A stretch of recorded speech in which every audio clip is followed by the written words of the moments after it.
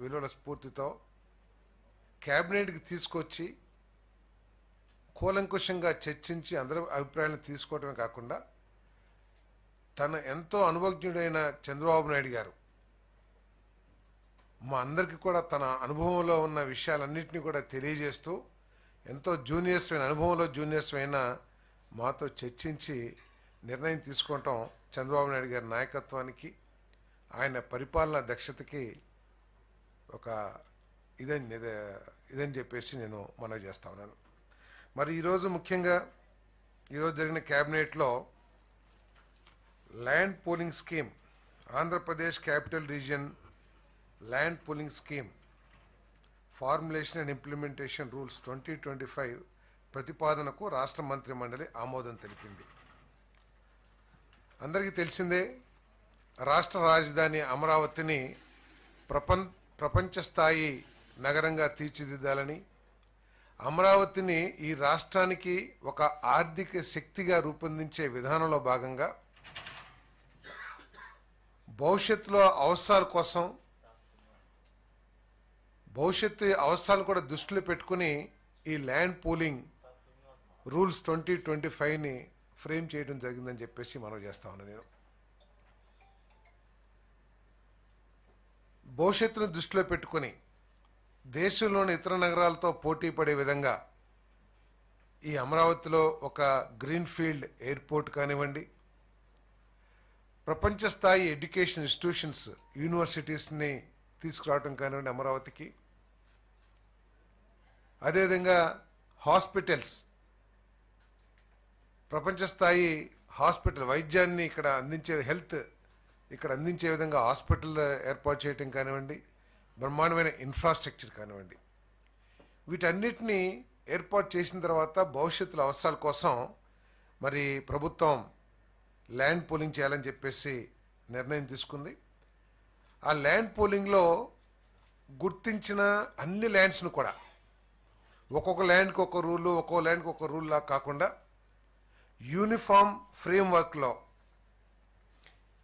తీసుకోవాలని చెప్పేసి ఈ రూల్స్ ప్రతిపాదించడం జరిగిందని చెప్పేసి మనం చేస్తాను. నేను 2015లో కూడా ల్యాండ్ పూలింగ్ ద్వారా ప్రపంచంలో ఎక్కడా లేని విధంగా ల్యాండ్ పూలింగ్ ద్వారా అమరావతికి దాదాపు 35,000 ఎకరాలని సేకరించిన అనుభవం ఈ ప్రభుత్వానికి ఉన్న విషయం తెలిసిందే.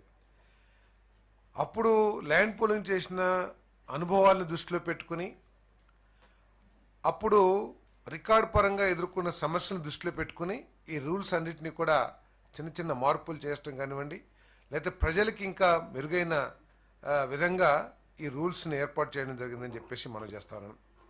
ఈ రూల్స్ని ఏర్పాటు చేసినప్పుడు గతంలో లేని విధంగా ఎన్జిటి, సుప్రీంకోర్టులు డైరెక్షన్స్ ప్రకారం వాటర్ బాడీస్ని సేవ్ చేయటం కానివ్వండి,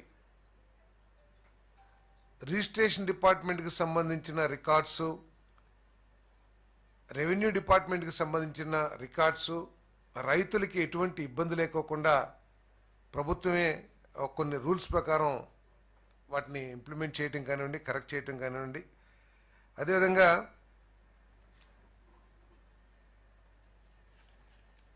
అసైన్మెంట్ ల్యాండ్స్, తర్వాత ఎండోమెంట్ ల్యాండ్స్, లేకపోతే ఈ లంకా ల్యాండ్స్, వీటన్నిటి మీద స్థానిక జాయింట్ కలెక్టర్తో ఎంక్వైరీ చేయించి యాజమాన్యాన్ని కరెక్ట్గా నిర్ధారించి ఎటువంటి వివాదాలకి అవసరం లేకోకుండా చేసే విధంగా కానివ్వండి, అదేవిధంగా సర్వే చేసేటప్పుడు సర్వేలో ఇబ్బందులు ఎదుర్కొని సరిహద్దుల దగ్గర తగాదా పడే అవసరం లేకోకుండా టెక్నాలజీని, డ్రోన్స్ని వినియోగించి రీసర్వే చేసే విధంగా రూల్స్ కానివ్వండి, వీటన్నిటిని కూడా మరి ఈ రూల్స్లో పొందుపరచడం జరిగిందని చెప్పేసి నేను మనవి చేస్తా ఉన్నాను. ల్యాండ్ ఓనర్స్ని నిర్ణయించేటప్పుడు కూడా ఆధారంగా లేకపోతే పాస్పోర్ట్ ఆధారంగా యాజమాన్యంలో కూడా ఎటువంటి వివాదాలు రాకుండా, ఈ భూమి నాది అది అటువంటి వివాదాలు రాకోకుండా కూడా మరి ల్యాండ్ పూలింగ్ చేయాలని చెప్పేసి మరి ఈ నిర్ణయాలు తీసుకోవడం జరిగిందని చెప్పేసి నేను మనవి చేస్తాను. అంతేకాకుండా వీళ్ళకి సంబంధించి రైతులకు సంబంధించి ఎవరైతే ల్యాండ్ పూలింగ్కి ఇస్తారో వాళ్ళందరికీ కూడా మెరుగైన ప్యాకేజ్ ఇచ్చే విధంగా కూడా మరి నిర్ణయం తీసుకుంటాం జరిగిందని చెప్పేసి నేను మనవి చేస్తామని నేను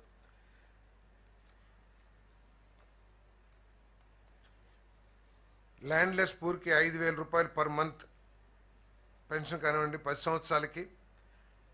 అదేవిధంగా one time agriculture loan waiver 1,50,000 one time loan waiver కానివ్వండి. Free education and medical facilities అక్కడ ఉన్న నివేశిస్తున్న ప్రజలందరికీ కూడా ఎలిజిబుల్ ఫార్మర్స్కి మరి ఫ్రీ ఎడ్యుకేషను మెడికల్ ఫెసిలిటీస్ ఇవ్వటం కానివ్వండి. Old age homes for the elderly and needy people.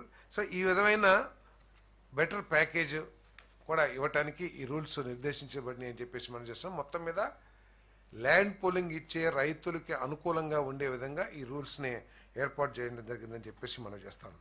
అదేవిధంగా మరి ఎంఓయూ డిపార్ట్మెంట్లో కొత్తగా మీ అందరికీ తెలిసిందే, మొన్న ప్రధానమంత్రి గారు వచ్చి ప్రధానమంత్రి గారి చేతుల మీద శంకుస్థాపన జరిగిన విషయం మీ అందరికీ తెలిసిందే.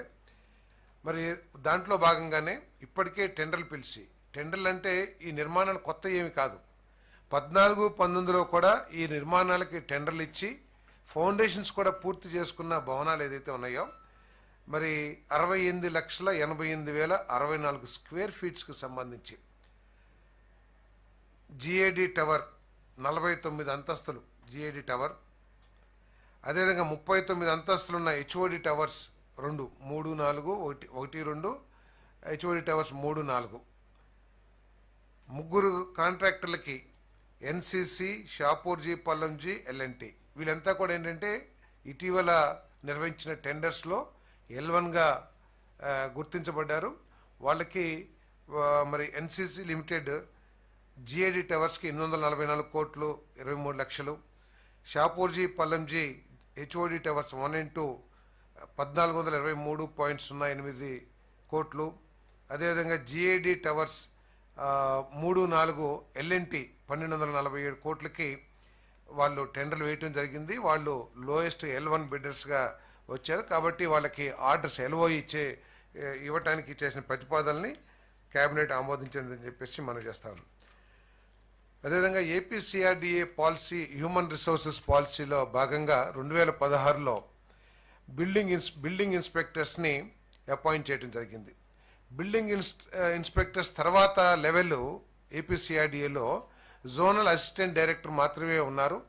జోనల్ అసిస్టెంట్ డైరెక్టరు డైరెక్ట్ రిక్రూటీ, అంటే వీళ్ళకి ప్రమోషన్ ఛానల్ లేక కొంత ఇబ్బందులు ఎదుర్కొంటమే కాకుండా పెరిగిపోయిన బిల్డింగ్ అనుమతులు ఏదైతే ఉన్నాయో ఆన్లైన్లో వచ్చే అనుమతులు కానివ్వండి, లేదా సిఆర్డీఏ పరిధి పెరిగి పని భారం కూడా పెరగడం దృష్టిలో పెట్టుకుని ఒక ప్రమోషన్ ఛానల్ క్రియేట్ చేయాలని చెప్పేసి 64 బిల్డింగ్ ఇన్స్పెక్టర్స్కి 40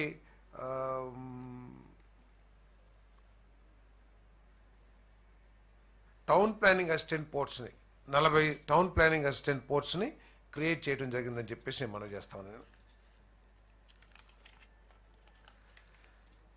అదేవిధంగా రాష్ట్రంలో న్యాయస్థానం నిష్ణాతుల్ని న్యాయ వ్యవస్థని పటిష్టపరచాలనే ఉద్దేశంతో మరి లా యూనివర్సిటీని మన ఇదే ప్రభుత్వం గతంలో ల్యాండ్ శాంక్షన్ చేయడం జరిగింది. 55 ఎకరాల ల్యాండ్. ఇది Indian institute of legal education and research వారికి 55 ఎకరాలని సిఆర్డీఓ ప్రాంతంలో 50 లక్షల ధరకి, ఎకరానికి 50 లక్షల ధరతో కేటాయించడం జరిగింది. తర్వాత ఆ యూనివర్సిటీ నిబంధనల్ని కానివ్వండి, లేకపోతే వారి ఆర్థిక పరిస్థితులు కానివ్వండి, ఏదైనా కానివ్వండి, వారు అది మొత్తం దాదాపు 10 కోట్లు అవుతుంది అనుకుంటా నేను. సో 10 కోట్లు అంత అమౌంట్ ఇబ్బంది, కానీ వాళ్ళ నిబంధనల్ని పరిమితించకపోవటం మూలంగా వారు లాంగ్ లీజ్కి ఇవ్వమంటం జరిగింది. మరి గతంలో ఇతర ప్రముఖ సంస్థలకు ఇచ్చిన రీతిలోనే ₹1 స్క్వేర్ మీటర్కి రూపాయి సంవత్సరానికి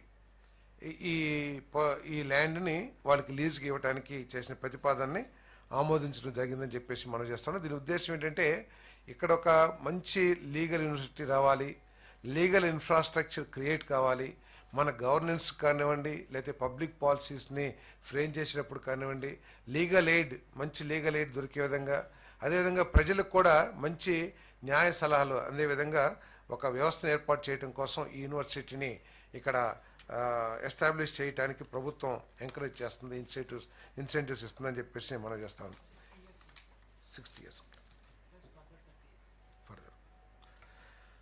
అదేవిధంగా మా ఎన్నికల మేనిఫెస్టోలో ఒక ముఖ్యమైన హామీ అన్నా క్యాంటీన్స్. పేదవాడి కడుపు నింపాలి.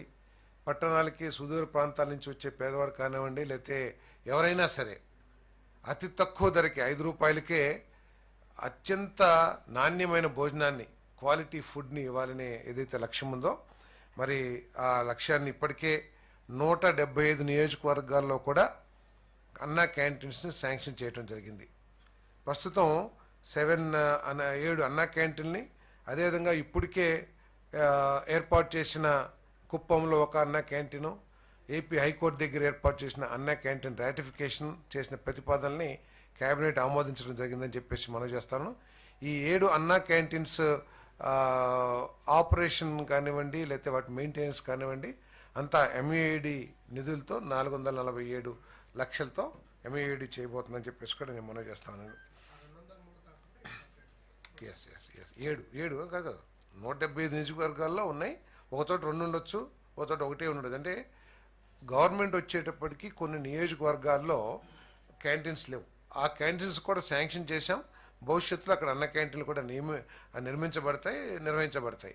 ఈ లోపల 7 కొత్త క్యాంటీన్స్, అదేవిధంగా 2 ఆల్రెడీ స్టార్ట్ చేసిన క్యాంటీన్స్. 7 2 9 లేని శాంక్షన్ చేశారు, అడ్మినిస్ట్రేటివ్ శాంక్షన్ ఇచ్చారు, బట్ నిర్మాణం చేయాల్సిన అవసరం. ఆంధ్రప్రదేశ్ బిల్డింగ్ రూల్స్ 2017ని అమెండ్మెంట్ కోసం చేసిన ప్రతిపాదనను కేబినెట్ ఆమోదించడం జరిగింది.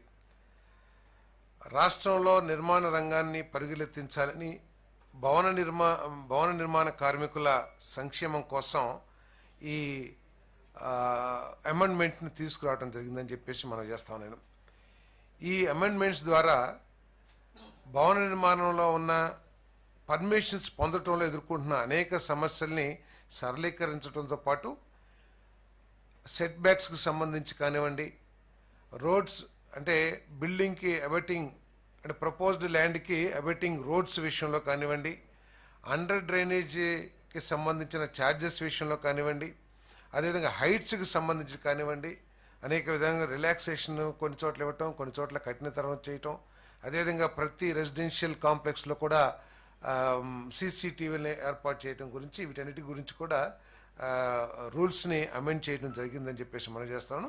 ఈ అమెండ్మెంట్తో సిఆర్డీఏ పరిధిలో కానివ్వండి, రాష్ట్రంలో కానివ్వండి, నిర్మాణ రంగం ఊపందుకుంటుందని చెప్పేసి మేము నమ్ముతా ఉన్నాం తప్పకుండా. ఎందుకంటే ఈ ఎవరైతే బిల్డర్స్ ఉంటారో వాళ్ళకి హ్యాజిల్ ఫ్రీ విధానాన్ని ఇవ్వాలి, ప్రభుత్వానికి నష్టం రాకోకుండా, ప్రజలకి ఇబ్బందులు లేకోకుండా ఈ నిర్మాణ రంగాన్ని అభివృద్ధి చేయాలి. దీని మీద అనేక లక్షల మంది ఆధారపడి ఉన్న విషయాన్ని దృష్టిలో పెట్టుకుని ఈ అమెండ్మెంట్స్ ఇవ్వడం జరిగిందని చెప్పేసి నేను మనవి చేస్తాను. అదేవిధంగా బాల్కనీలకు సంబంధించి అనేక విషయాల్లో కూడా కొంత సరళీకృతం చేయటం కానివ్వండి, కొన్ని విషయాల్లో కొంచెం స్ట్రింజెంట్ యాక్షన్ తీసుకునే విధంగా ఈ రూల్స్ని అమెండ్మెంట్ చేయడం జరిగిందని చెప్పేసి నేను మనవి చేస్తాను.